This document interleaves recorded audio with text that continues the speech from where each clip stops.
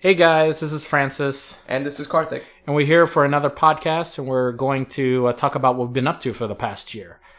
We both understand that this channel doesn't release content weekly or monthly, but yearly. And we're hoping that by the end of, in the long run, we hope that we will eventually see ourselves and how we grow through this podcast.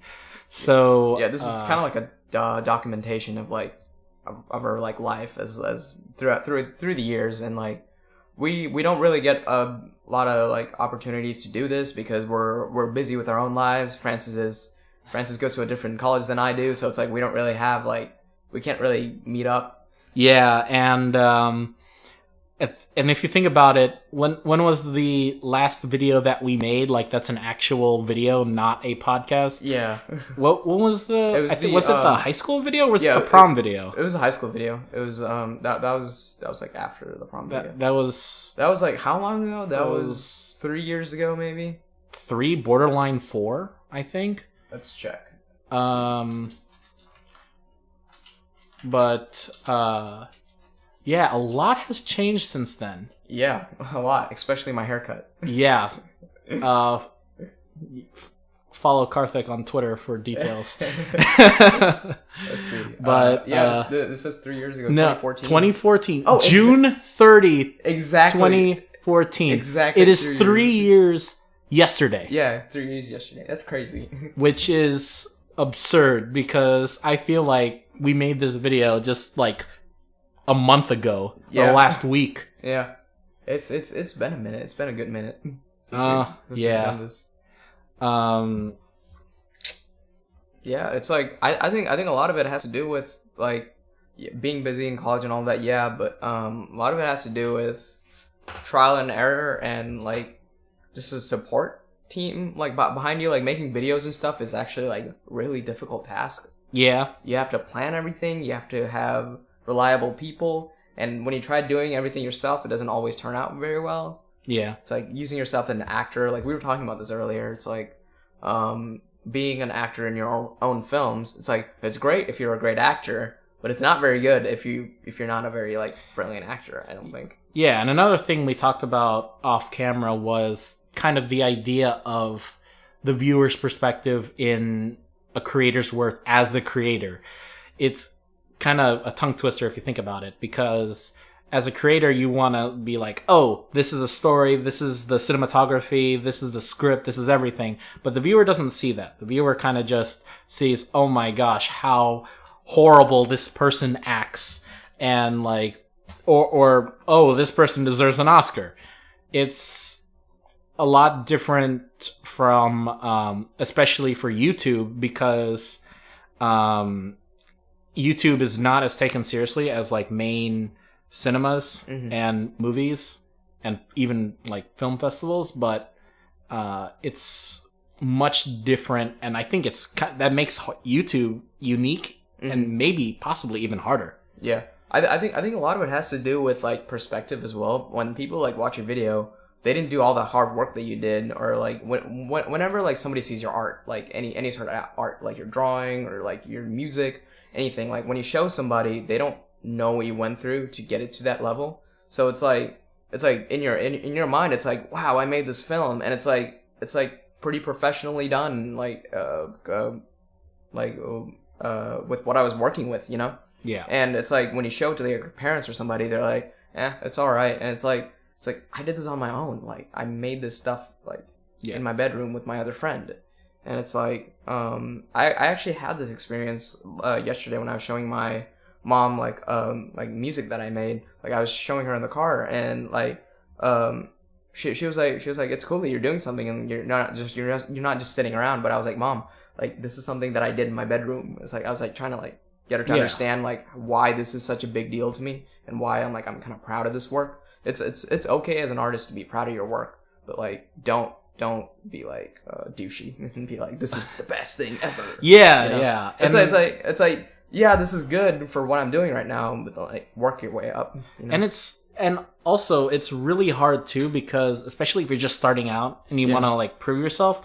I think especially for me, it really boils down to consistency, because like you can have, like if you're like a musician or a singer and you have one good single, you are a one-hit wonder. Yeah, exactly. No one cares today about one-hit wonders. Yeah.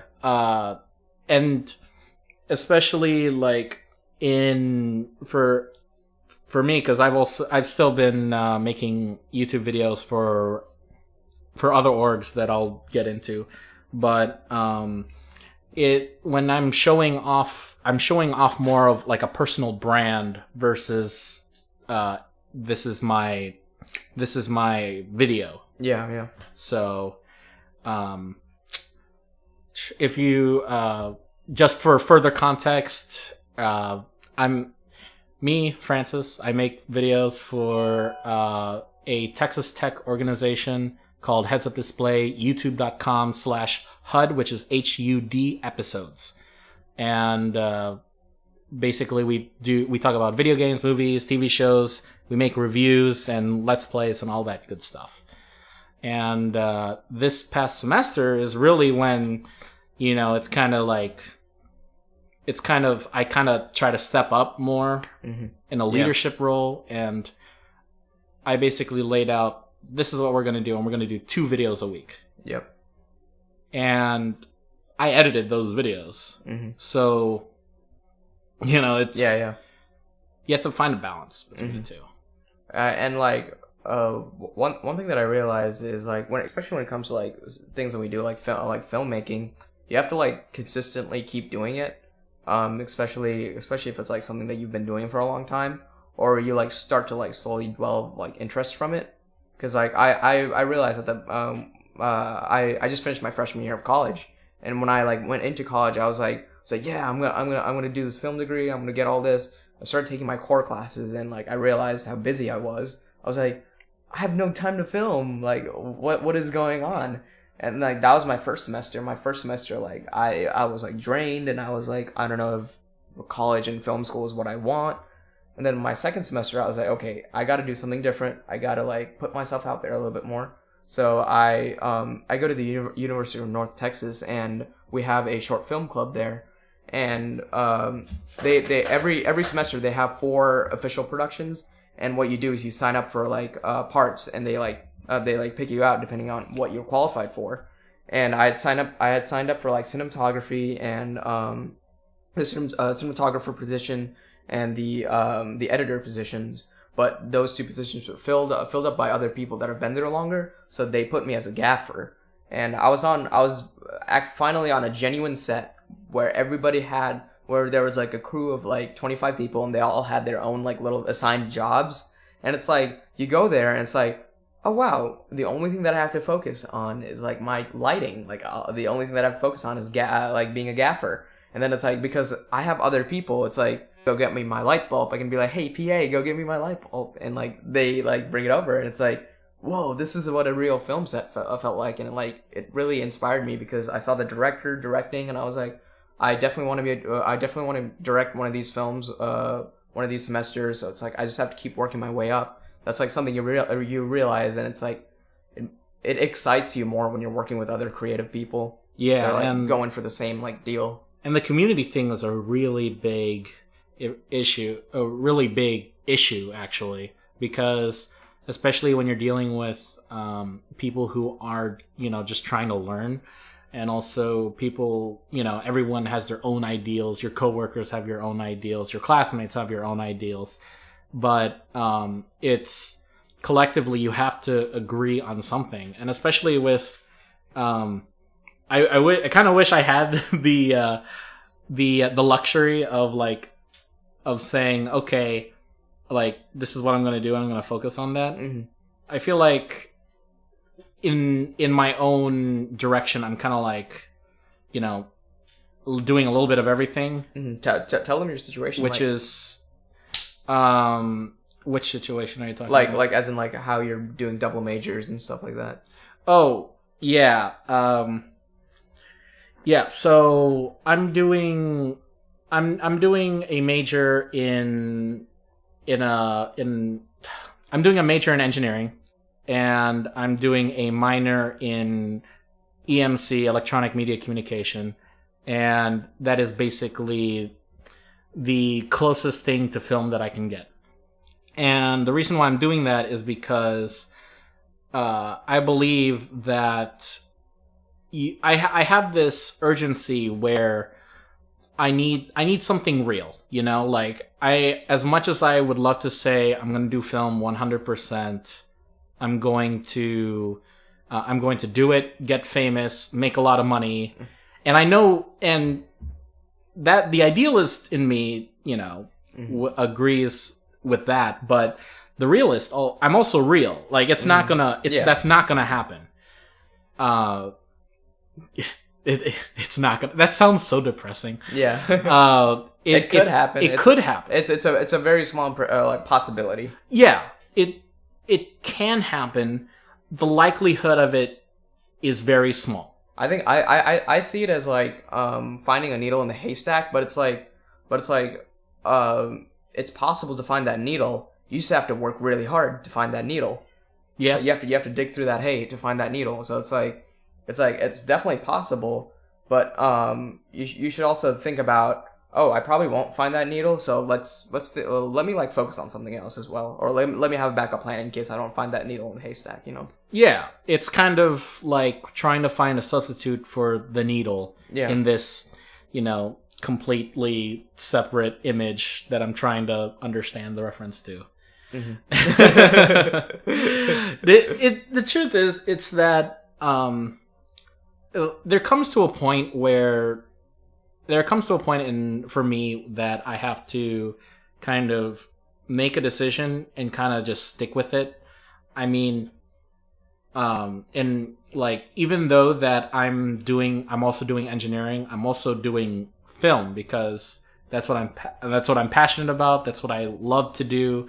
And no matter what happens, I'll never get bored of it. And especially, during my freshman and sophomore year, I was really depressed because I didn't have heads-up display. I wasn't making any videos. I was kind of just sitting in my room watching Netflix or YouTube videos, but every day.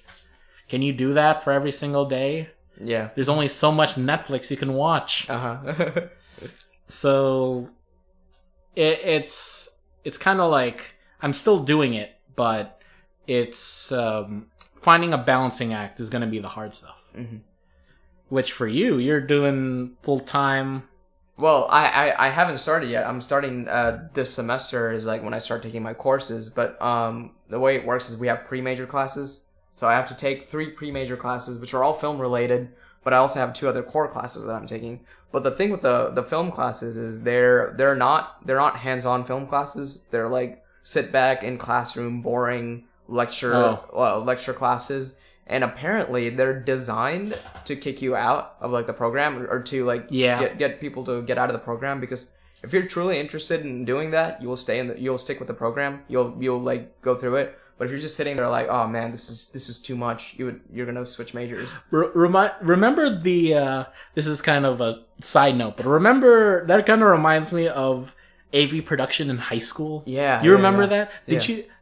I remember our teacher. She gave us this test, the very first test, and it was basically the buttons on a camera. Yeah. And like some people did not know where the power button is. It's like.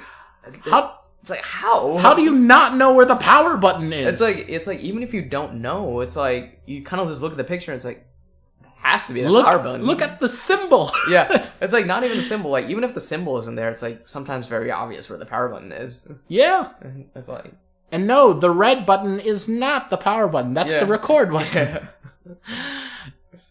Yeah. But I'm sorry. Go back. No, it's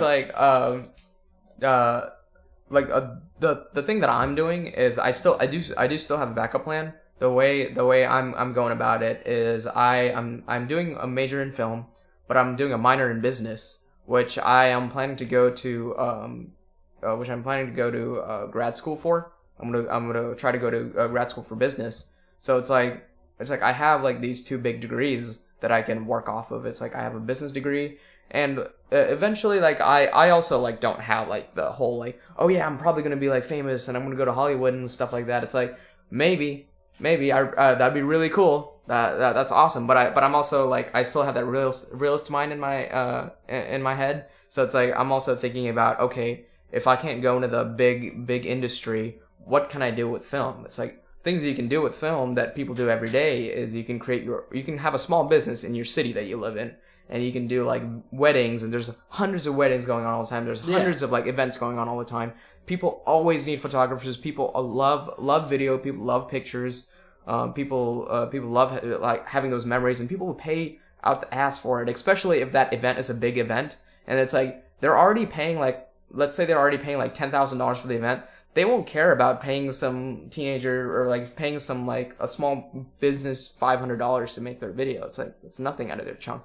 So it's like, and that's good too, because it's flexible. Yeah, it's flexible. It's like you can do that on your own time. It's your own business, so it's like you're in control. You're not working for anyone. Yeah, it's like that's where I want to end up. I don't want to end up, like, under a boss. You know, it's like, I don't want, like, unless that boss is my friend. It's like, if it's like something that I'm doing with my friends, and my friend is technically the CEO, technically he's the quote unquote boss. It's like, that's fine. But it's like, I don't want to be, like, under, like, a corporation, you know? It's like, I don't want to have that office job where I go in and I edit a video and it's like, I hate my life. It's like, and you're not taking over projects that you want. But if you have, like, a small business, you can be like, well, there's this, like, big, like, local concert going on and they need, like, film done. It's like, cool, that sounds really interesting. I like music, I like film, let's go do it, you know? So, in other words, you want creative control. Yeah, it's like, I want to have that control over my life, basically. Yeah.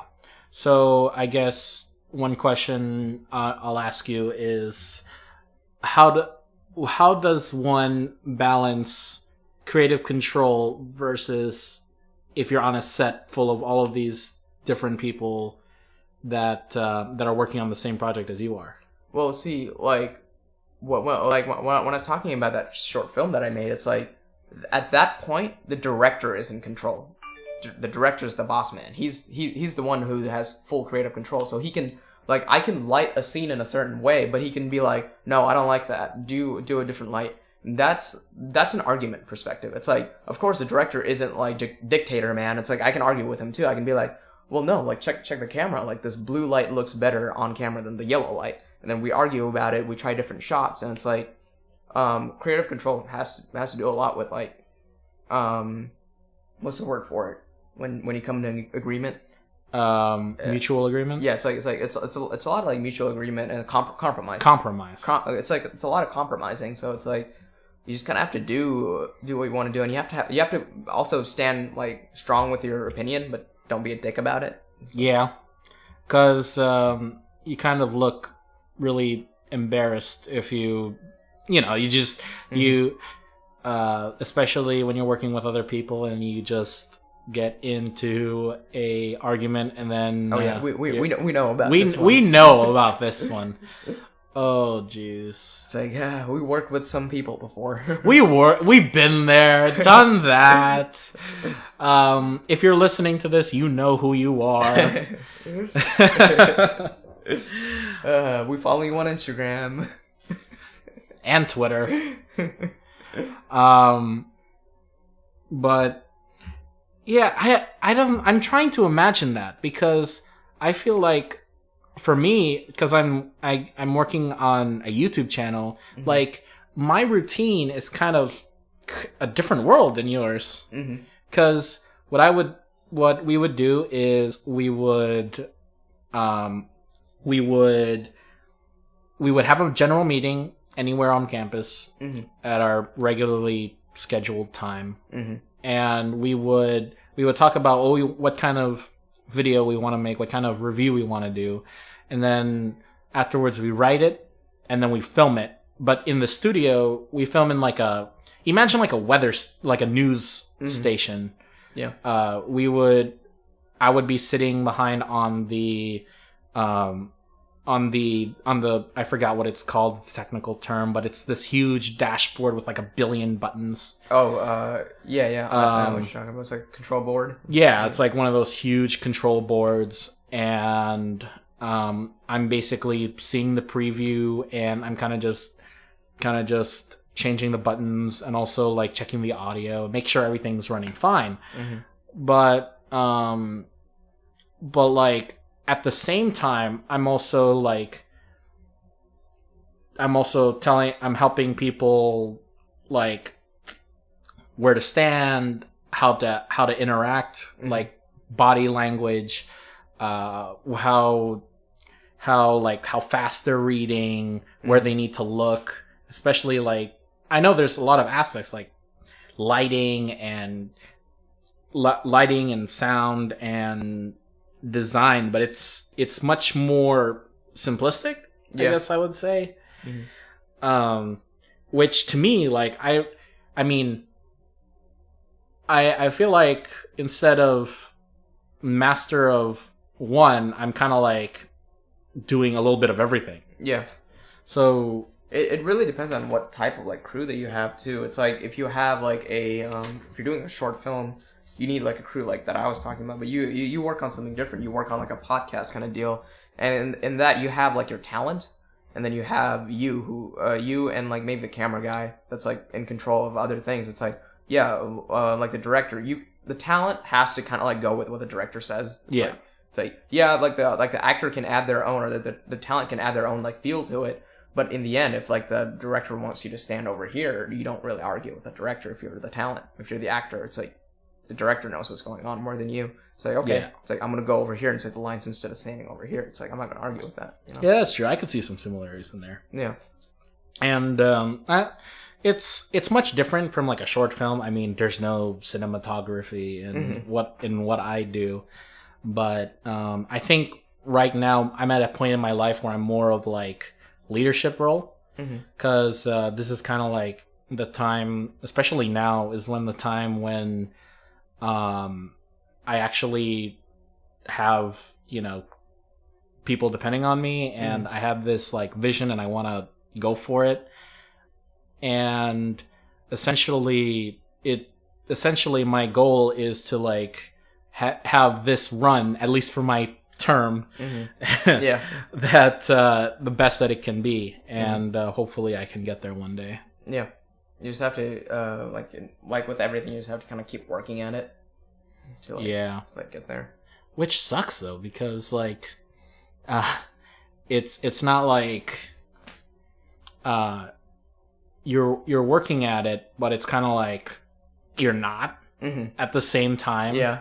Do you know what I'm talking about? I mean, it's all experience and like connections when it comes to film. It's like you're working on something. It's like yeah, nobody's gonna watch this, but it's like at least I'm doing something. It's like, at least I'm working towards it. You know, it's better than doing nothing and sitting in your dorm room like, oh yeah, even if I did it, it doesn't matter. It's like, yeah, it does. It's like if you put the energy into it, it's gonna it's like momentum. Yeah, it's gonna keep going.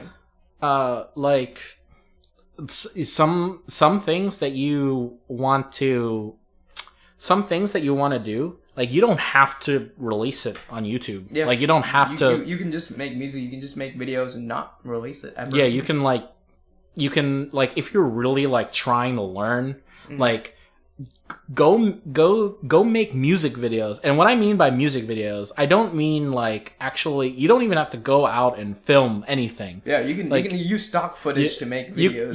You can literally just get some stock footage and get some like music, and then just the way I learned to edit, like this is where I give all my credit, was I used to make anime music videos. Yeah, I would take anime and like put it to music. Man, that made me such a better editor. That made me a faster editor than like anything. It's like before you'd be like clicking and like people would be like, "Why are you so fast at editing?" And it's like, dude, this is like a snack to me compared to what I used to do. I did make a music video recently, an AMV, but I never released it because of copyright. Oh yeah. But I just did it because I wanted to give back to my team and like have fun doing it. And like it was amazing how fun I had making that video. versus like if I didn't make it at all. Yeah. And that really like people like some people are just amazed of like how the little things that you do. Mm-hmm. So I don't know. I think eventually I can like get to that like film set event, eventually. Mm-hmm. Like recently I've started to this is my first time, like I started to record music and produce my own music, and I only started maybe like 3 weeks ago, but like I've been obsessing over it. Like it's this reminds me of like when I started to like edit videos. It's like you like obsess over Premiere, and you're like you want to learn every like niche and cranny of it. And you're like, how can I color grade this better? Like with music, it's like, how can I bring out this frequency, and how can I make my guitar stand out more than my drums, because my drums are like overpowering the mix. And it's like you think about all that. And recently I finally made a quote unquote professionally mixed song, and it's like something that I was happy with. I was like I like played back my car and it sounds good, It's like it doesn't sound like it was made on an iPhone. Made in like the bedroom. And it's like it's amazing how much free like stuff there is if you look into it, especially like even for video. It's like there's a lot of free plugins, there's a lot of free like stuff where you just like drag and drop something into your raw footage and it just looks better, Yeah. It's like there's adding widescreen bars to your film, it's like automatic cinematic, like really, yeah. It's like I don't really think of it like that. No, it's like you take like a video with your phone, you just take like a random pan of like the room or something, and then you bring it into Premiere, you add widescreen bars to it, boom, it looks like something from a movie. Like sure, it might not look like it for too long because it's gonna like there's no like stable like cinematic position on it, but if it's like a static shot or if it's like a little pan, you add widescreen to it and you like put a little bit of like color grading in it and make it look a little edgy and it's like it looks cinematic, and it's like boom, it's like it's not very hard to make a cinematic looking film. Yeah, definitely. Yeah, we both have our own styles. Yeah. I don't know, I when it comes to I guess because I haven't really worked into cinematography because I never just had the opportunity to. Mm-hmm. When it comes to like the video quality, I always worry about timing because I think timing is probably the most. Oh, yeah. The most. You know what I'm talking about, especially pacing. Yeah. Oh, pacing and timing. Yeah. Oh, there was. Kaarthik's looking at me, but this is kind of a reference when one time me and Kaarthik were doing a competition for skills. I think the video is still up on one of our channels. Yeah. Or I think it's only on the skills channel maybe. I think it's only on the skills channel maybe. But yeah, we were in a competition. We did a competition, and our biggest critic was our timing was bad. Mm-hmm. Which I kind of, ever since, I've been focusing on pacing and timing as my number one goal. Because I feel like the audience can forgive shaky cameras or bad color or something non-cinematic, as long as you just give them an experience. Because nowadays, like, everything can be considered video related. Yeah. I mean, like, we were talking about this before, like, there's 6K GIFs now. Like, it's not even that. It's like if you look at Vine, like it doesn't exist anymore, but like people made 6-second videos that were watched millions of times. Not on loop. Huh?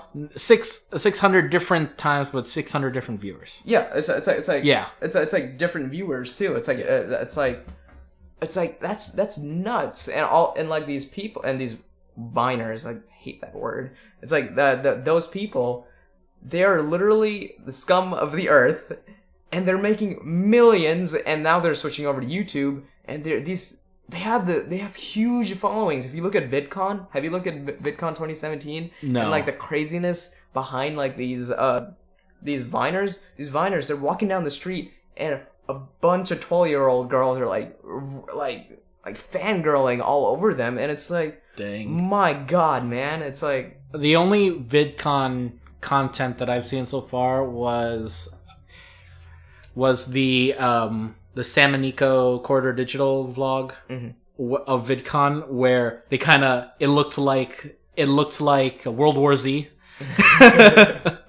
And I was wondering, like, man, I wish I went to VidCon, because that's kind of like my goal, not to go as a creator, but like just to go as a fan. But really, it was bad. Crazy. I can show you some videos after we're done with this. Like, it's so cringy. To me. It's so bad. It's like why? It's amazing how many people there are that like see small stuff. And okay, I'm gonna sound really hatery for this, but like this is something that I have to deal with at work.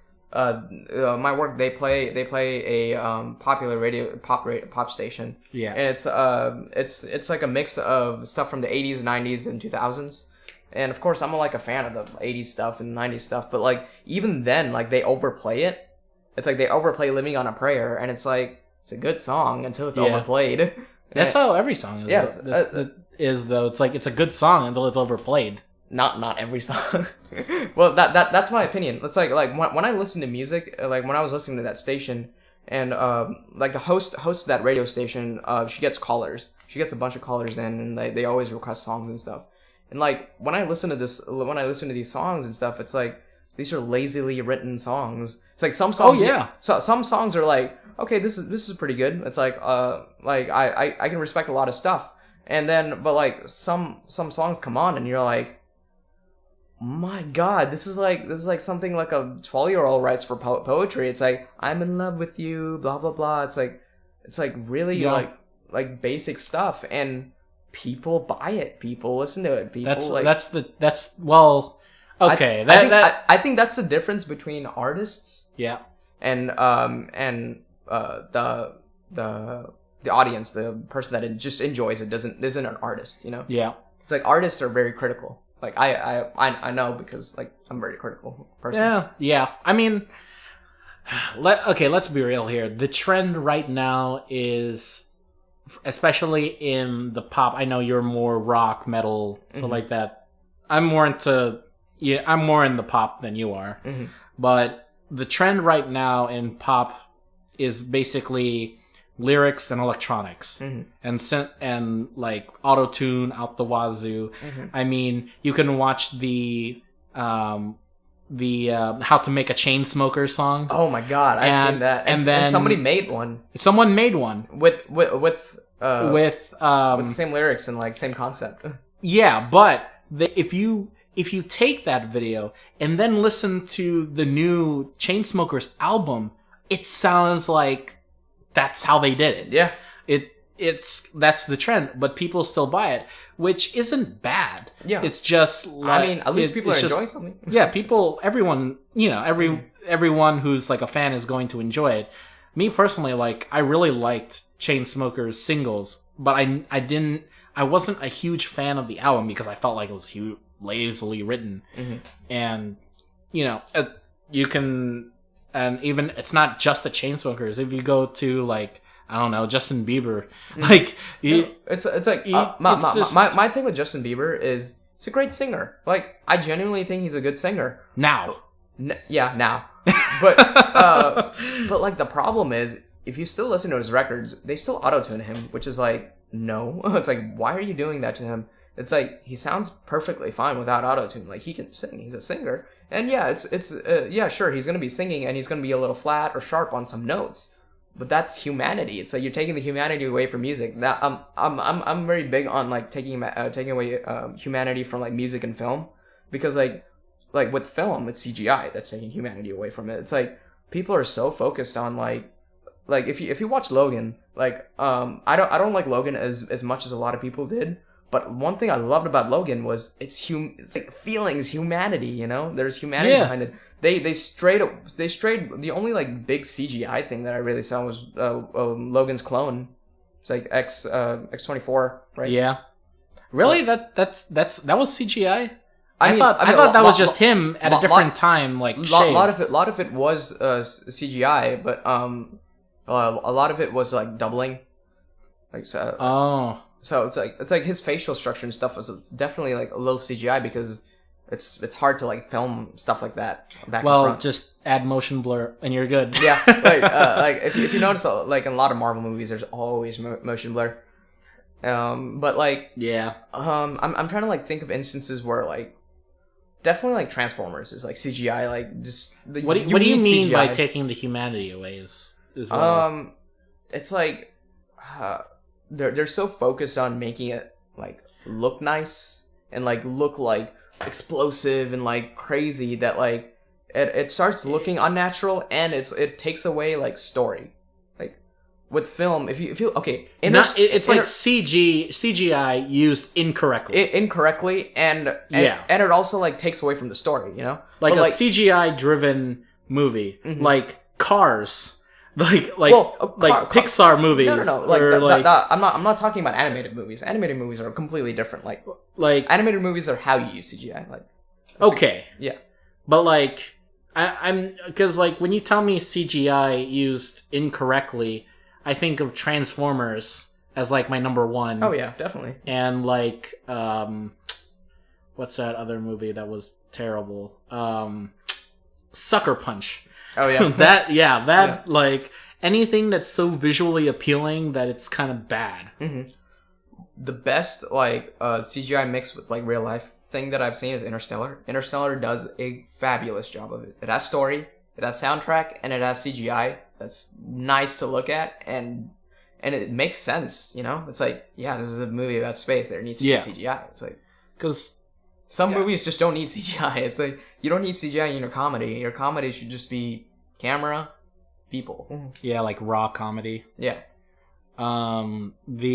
Because now that kind of makes me think about like what they did in Rogue One in Star Wars, where the CGI, I didn't know that was CGI. I thought those were lookalikes with like, those were really? Like, I thought those were lookalikes that just with the makeup done like really well, like under a huge budget.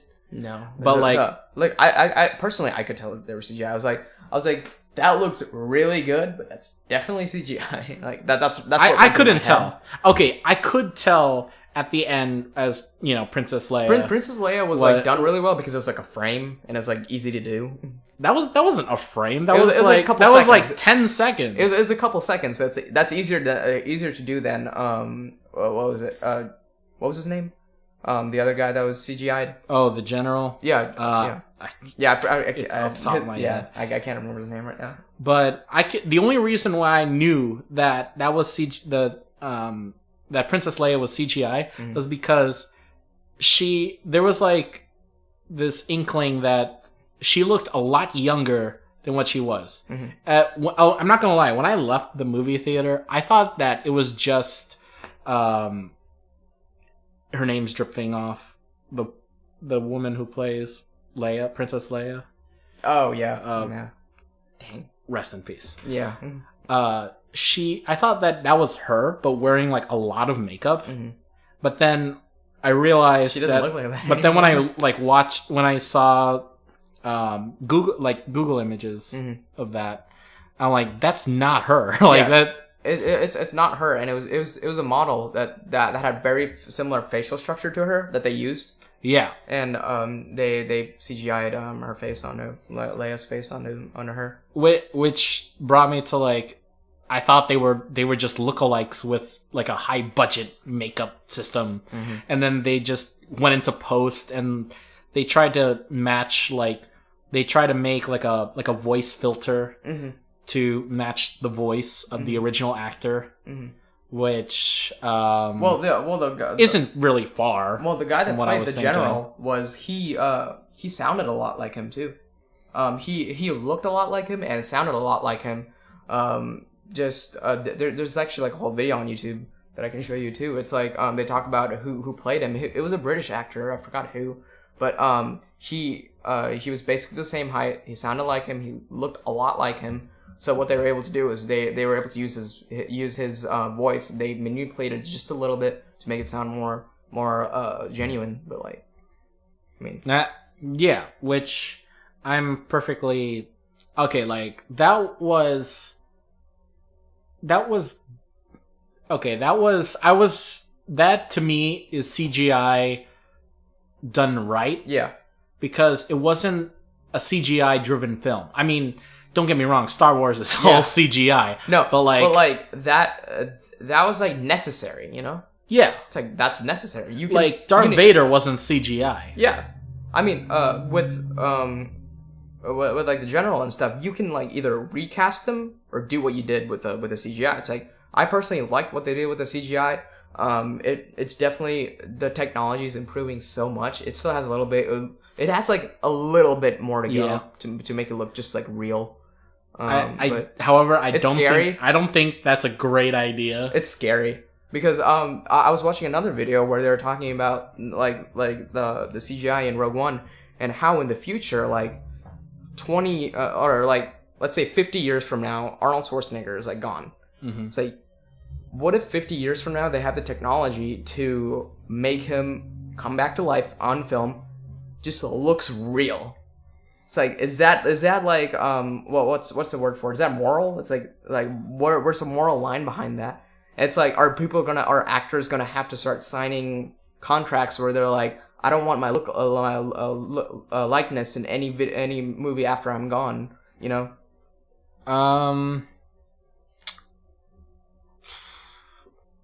Yeah. Yeah, that's a heavy one because that's something that could happen.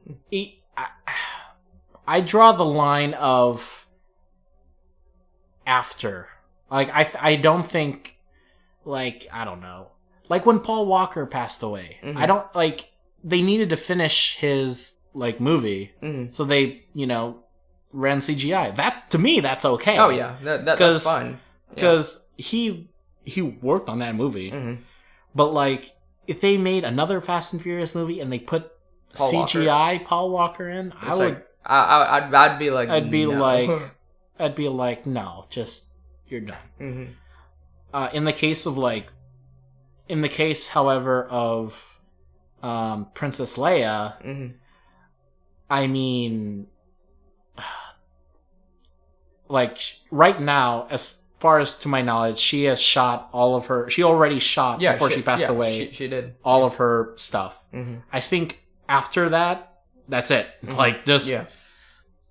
And she also shot everything for the next Star Wars movie. Like she's in it. Oh, she did. Mm-hmm. She's in it like in her like normal like age and everything. Okay. And she shot that whole movie. So like she's gonna be in Star Wars 8. But I really hope that they just draw the line at Star Wars 8 because they better. I think they because they either have to find a way to kill her off or like do something. I think she dies in that movie. Like that was like something that the writers were like, oh yeah, it's not really something we have to work around, so don't worry about it. So that was like a little hint, I think. Yeah, maybe, I don't know. Yeah. But in the case of the general for Star Wars, if they ever decide to do like another prequel or mm-hmm. just a standalone Star Wars movie, which I have a feeling they're gonna get into because it's a universe. Mm-hmm. Just have them not there. Mm-hmm. Like you'll have like maybe a few people that'll say, "Oh, why is he not there?" Mm-hmm. But like, it's not required for him to be there. Yeah. Like mm-hmm. you could literally write it off in the lore of Star Wars as, he was just talking to a different general. Mm-hmm. Like there's no. My gosh, the British name is coming to me, but I don't remember. But he was great in his role, but it's not like he wasn't. I don't think he should be CGI'd for any Star Wars prequel. Yeah, like ever again. I think it's like a good like silver line is to stop right where they are right now, and I don't know. It's like a whole like. Big like moral thing, for me personally, I think it's fine as long as it's not like the Paul Walker thing. Paul Walker thing was fine. Like bringing him back, yeah, that's not fine. That's where my moral line is. Some people might be like, who cares? He's gone. It's like, he's not gonna care. You know, some people could be like that. Which, to me, is like, you are a horrible person. I mean, that's their morals, so it's like... Your morals suck. Dear viewer, if you do not draw the line there, you are free to dislike this video, but your morals suck. But, I don't really agree with that at all. I mean, you could say like, oh, he doesn't care, but like, it's still like humanely wrong, you know? Yeah. It's like,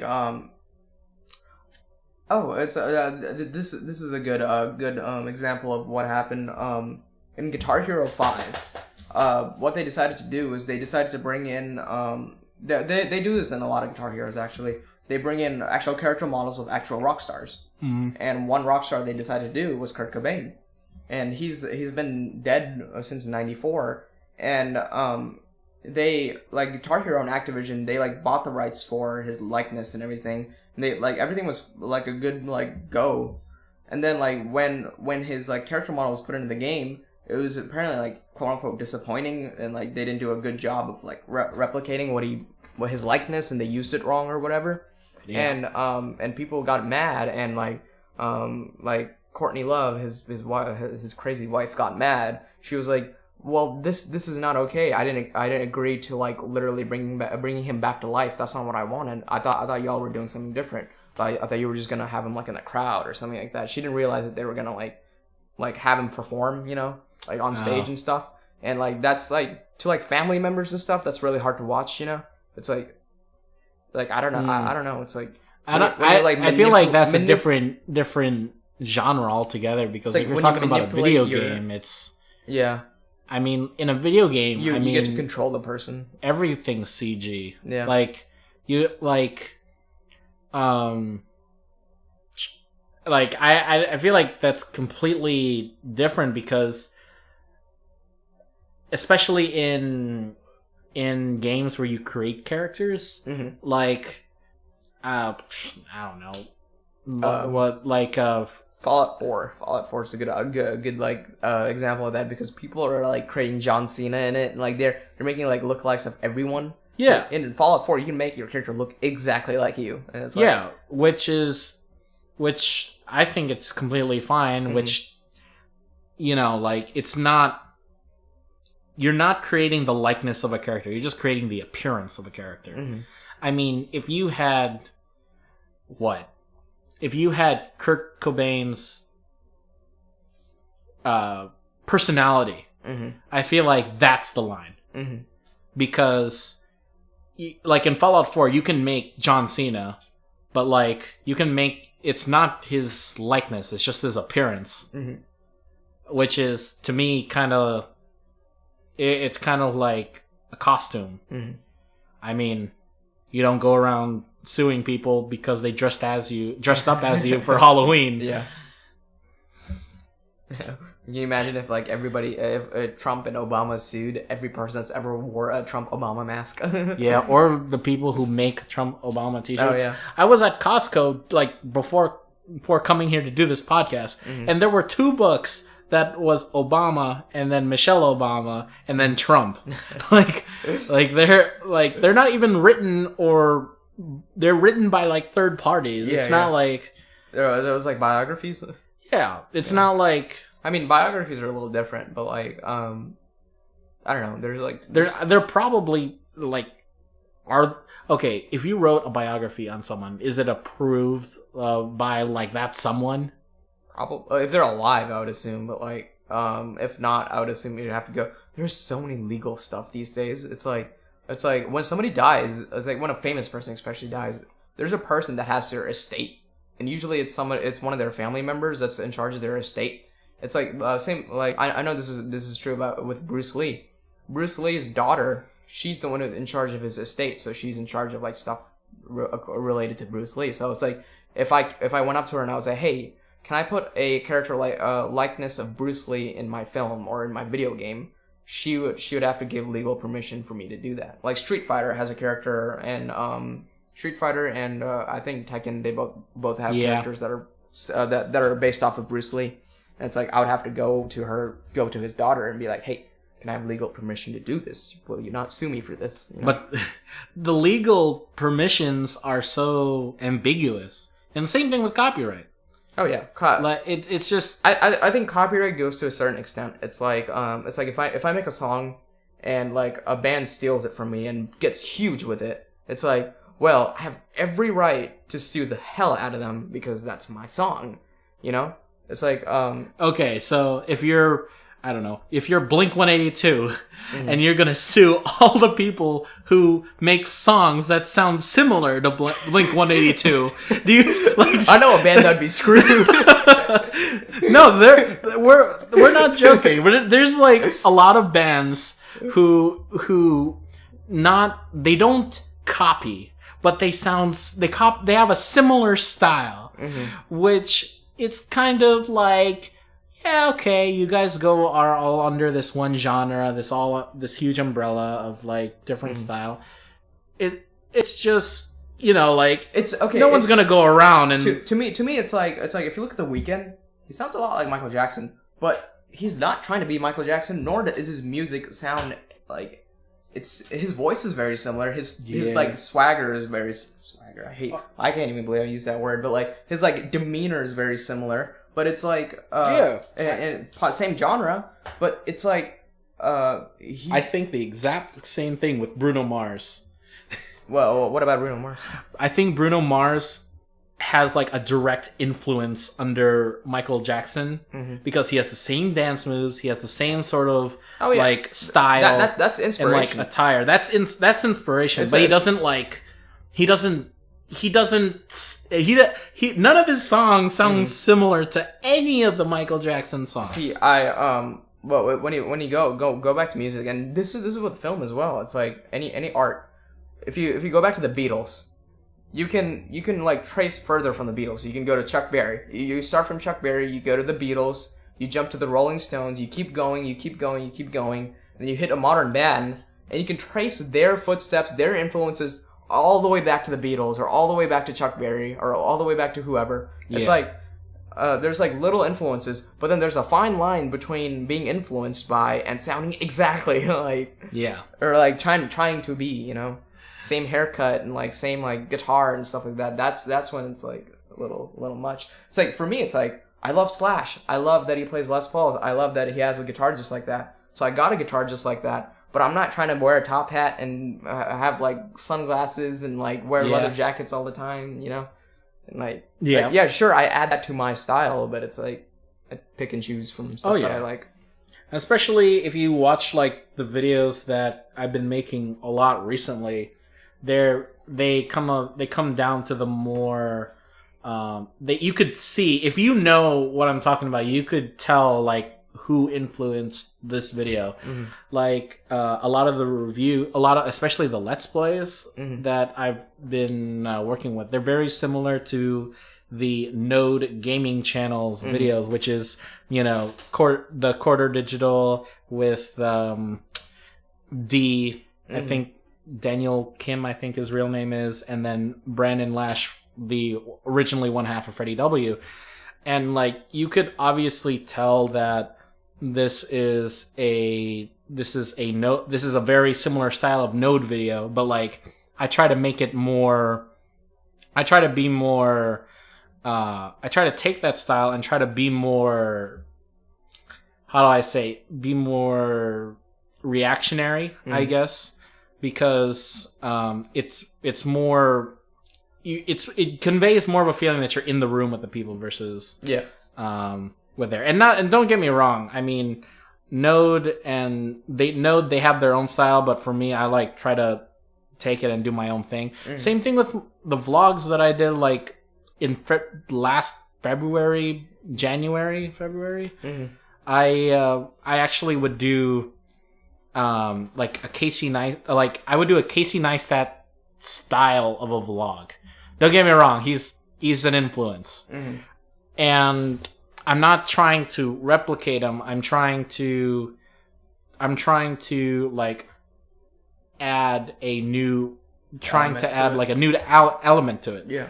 Like, instead of kind of just taking my day, instead of like an actual story of it, I try to like kind of just describe my experiences through it. I guess it's really hard to explain, especially it's like in that genre, because vlogs are kind of... you would only be copying Casey Neistat if you used the same camera as him, if you had a similar life to him, and if you were white. No. and if you had like check. No. If you like try to like have his hairstyle, or is like you wear the same like glasses or something like that. That's wear sunglasses. I'd be blind. Yeah, it's like that's when it's like drawing the line. But like if you take like his basic element, which is a life vlog, yeah. I mean, as long as you talk about your life and what you're going through, I think that's fine. And he's not the first person to do that either. Yeah, it's like there's people before him who did life vlogs, who did daily vlogs. Yeah.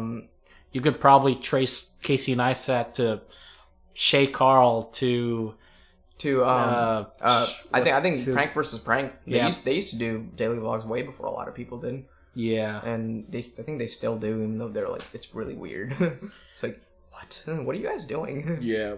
Actually, I mean, it's their life, so it's their living, so they have to. Well, there's actually a big danger right now in the YouTube community. Remember when everyone was trying to like, all the vloggers stopped, and there's this huge like, what is happening? This huge freak out of what's like going on. And I when it comes to, I mean, you and I, we talked about college, we talked about like trying to do film, and then, but like the worst times are when we have to do like film, or with something we have to do what we want to do, but we really don't want to do it. Yeah. Like, especially for me, in my experience in engineering, I would get my butt whooped after like every single day in class. Especially, my classes ran from 10 to 6 p.m. 10 a.m. to 6 p.m. Straight through. Then after 6, I would have HUD stuff to film.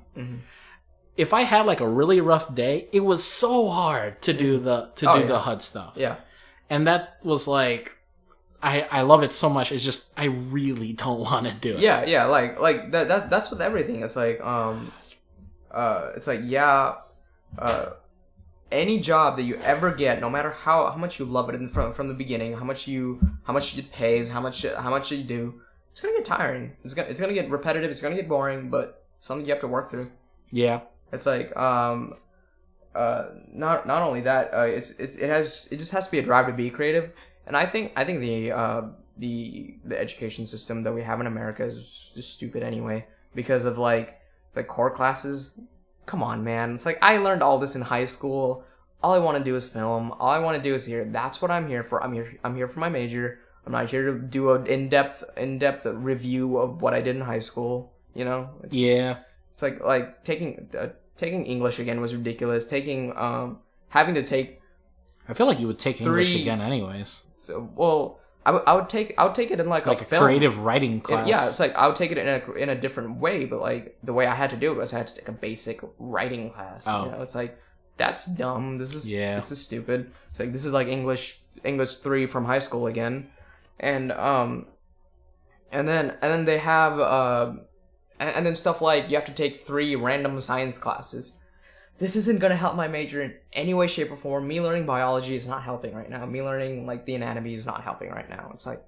Yeah. It's like this... Unless you're making, like, a... Yeah, unless you're making, like, a nature documentary or something. No, do stunts. Yeah. You can do your own stunts because you know the human anatomy. It's like, if I do this, I will break this part of my bone, so it's like, I should not do that. Yes, you're the director before you, like, become a director. Yeah.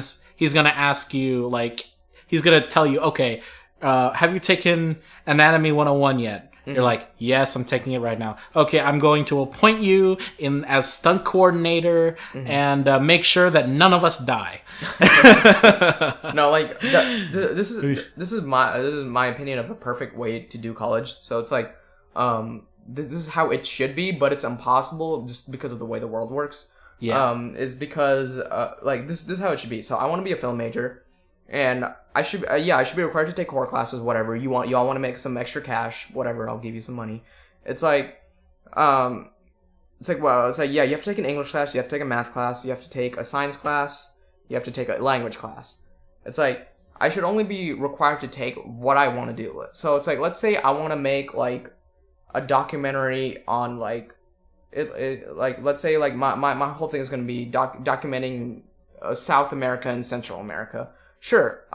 Sure. It's like, okay, I want to take Spanish, so I know Spanish, and I want to take Portuguese, so I know Portuguese, so I can go to Central America and do all this. And then it's like, with writing, it's like, yeah, I want to go into a creative writing class rather than just a normal writing class.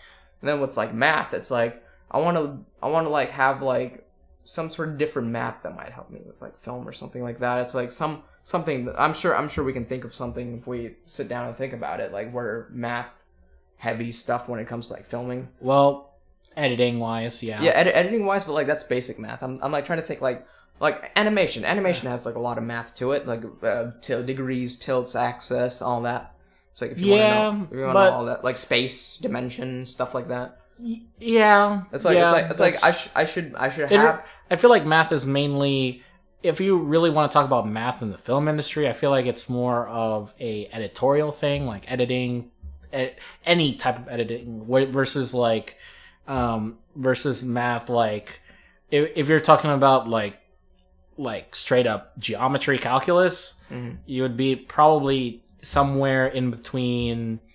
If you're like, I don't know, designing an invention is being used in the video, or you're trying to make your own like, if you're trying to make your own like rig, yeah, or you're trying to make your own, like if you're trying to even something simple like designing a logo, like you need to know math to do that, because otherwise certain dimensions and stuff like that, and also there's not some of the basic rules in visual communication requires like basic math. I think it's like that should be it. And then like I understand like most major courses are okay because it's like you're given creative control and you're given like a task. But I do know like certain people. I know a couple of art majors, and it's like there's like a lot of people like major in art, and it's like I get it, you're into it. It's like people can argue the same thing against me too. It's like, why are you majoring in film? It's like, well, it's like, at least I get connections. At least I'm not like learning to draw.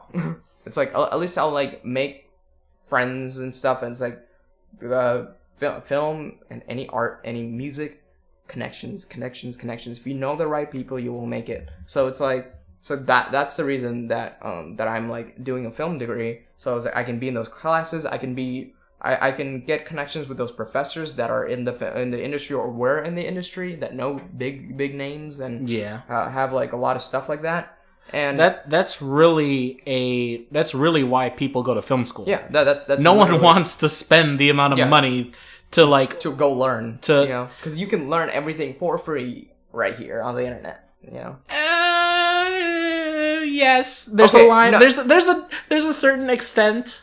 Free, yes. Free, yeah, it's hard to do, but you can do it. But if you pay like $100, there's like people that teach courses. They're like, buy my course for $100. If you look a lot of like reviewers, they have like courses on cameras. Like they review the camera and they're like, it's like, do you know Philip Bloom? No. He's like a big cinematographer, and he reviews cameras, and then he makes a whole handbook guide. Like he reviews like crazy cameras, and he makes a whole handbook guide. It's like, if you want to learn how to use his Red camera, I have a whole course on it, and you buy his like course. It's quality made. It's like you can skip through it. It's like if you want to just learn about like recording in a certain way, you can click on that part of the course and you learn it. So it's like you can pay like a couple of bucks to like do all that, or you can go to like film school like for that. However, you're paying for what you get. I mean, yeah. So it's like, well, yeah, because like I could, like, for example, I'm a subscriber to Tim Schmoyer, who basically teaches people how to YouTube, and even the same with Roberto Drake, and like they give like free lessons, but they give like free lessons, but like, you know, tidbits only. And then they say, okay, you want to learn from me, you can buy my course at my website, you know, and it's there. And people will do it. Yeah. But it's like, it's much harder is what I'm trying to get at. Oh yeah. It's like, versus... But I think doing it that way, you get more experience. I think if you learn from your mistakes, if you live and learn, I think you have a better chance of making it. I agree with that, but not always. Because you don't have... You don't... If you have nothing, you will start with nothing. And also the motivation... It depends on your drive. It depends on drive and motivation. It's like, also, the motivation might not even be there. See, my reason... The one big reason I'm in college is like... If I'm at home, I feel like I would lose focus. Like if I just like finished high school and I was like I'm just gonna stay at home and I'm gonna go to community college maybe and get my prereqs over with. I think I personally would have lost like drive and I would have been like I don't know, just worked at McDonald's all my life or something like that. It's like I need like something kicking my ass. Yeah, I need to like discipline myself. It's like I need to put myself in a situation where it's like win or lose. It's like if you fuck up, you're gonna be in a lot of debt. If you do well, you'll be fine. It's like, you know. I mean, yeah, and also like for me, I'm still continuing my engineering degree, and it's not you. I mean, there's always times where I keep, you know, where there are times where I literally just want to give up and I just want to do it, but the idea of I've gone this far.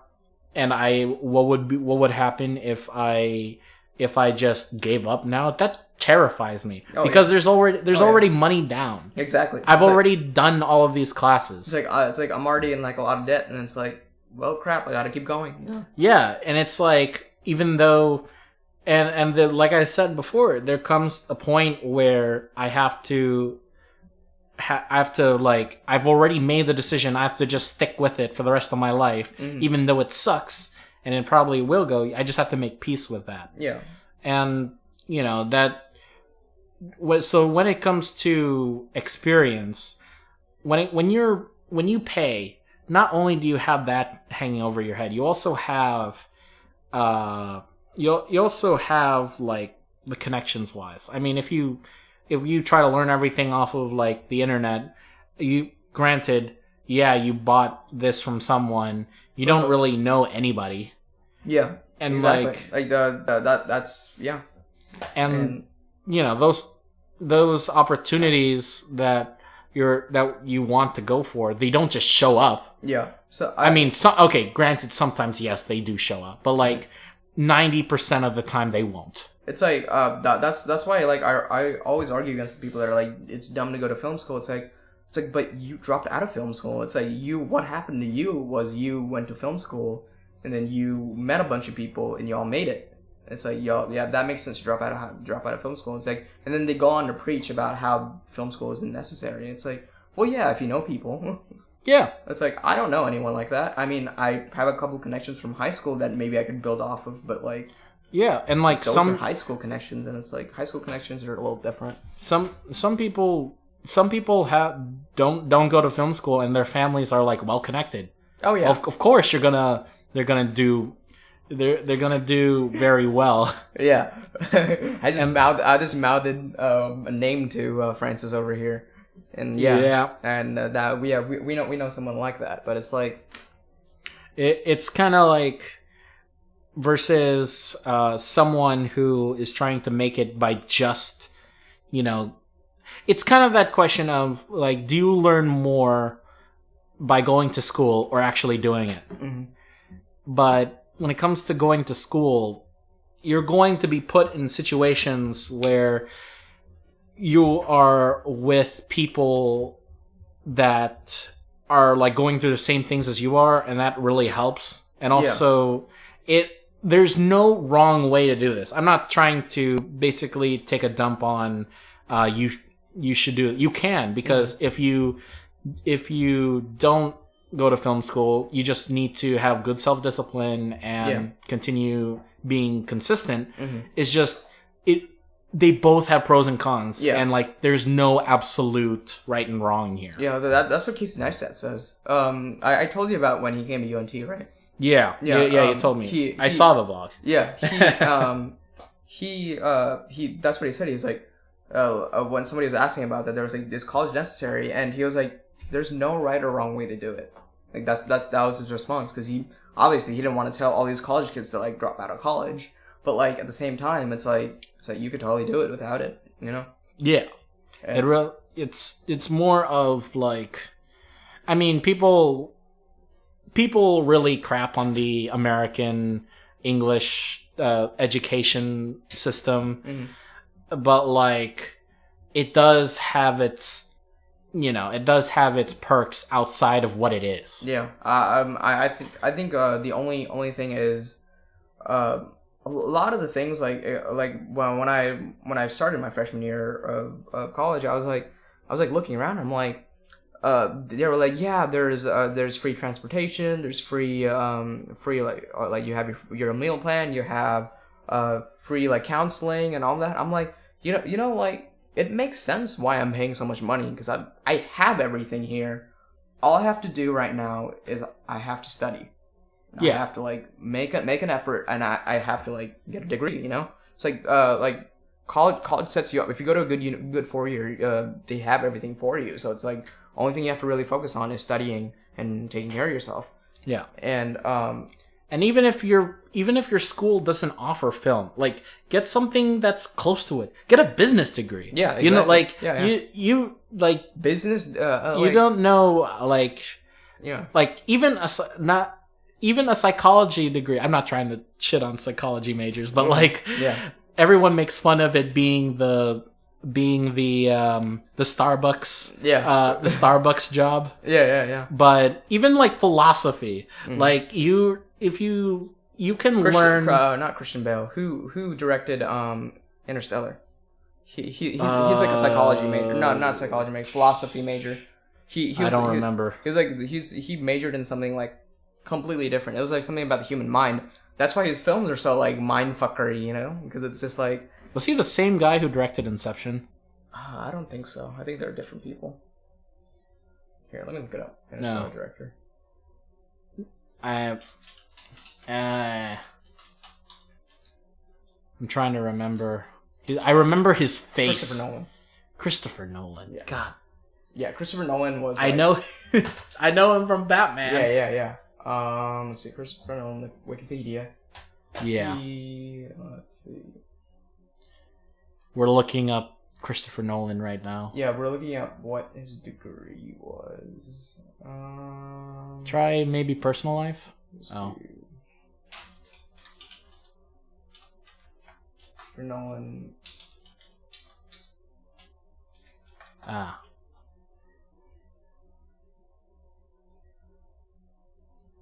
He studied English literature.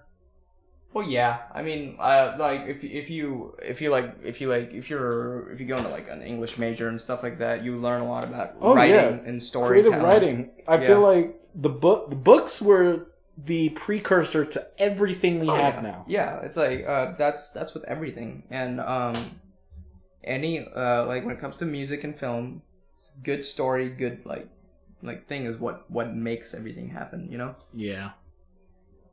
It's like. Yeah, that's we just dumped out a lot of stuff. Yeah, I guess. How long has this podcast been? We've been going for an hour and 14 minutes. Oh wow. Okay. So that's all the time that we have right now. Yep. So if you stuck around this long, thank you so much for joining us. It's like, wow, y'all are really interested in our life, huh? Yeah, very interested indeed. You're probably just like listening to this right now thinking, oh, yeah.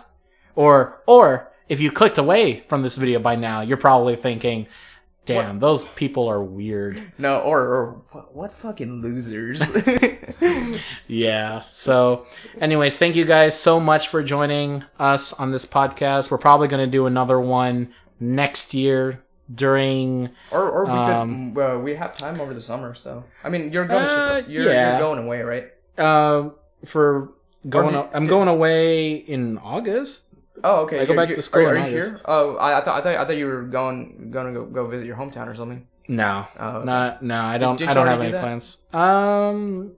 Yeah, no. Oh, okay. I don't have any plans right now, so... Okay, so we could maybe do another podcast or video, maybe. Even. Yeah, probably not on the same content, but in terms of a life podcast, we'll probably do this again in next year. So. Yeah, next summer probably. Okay, guys, so I'll see you. You'll hear me. You'll hear us in the summer of 2018. Yep. Anyway, peace. All right, catch y'all later.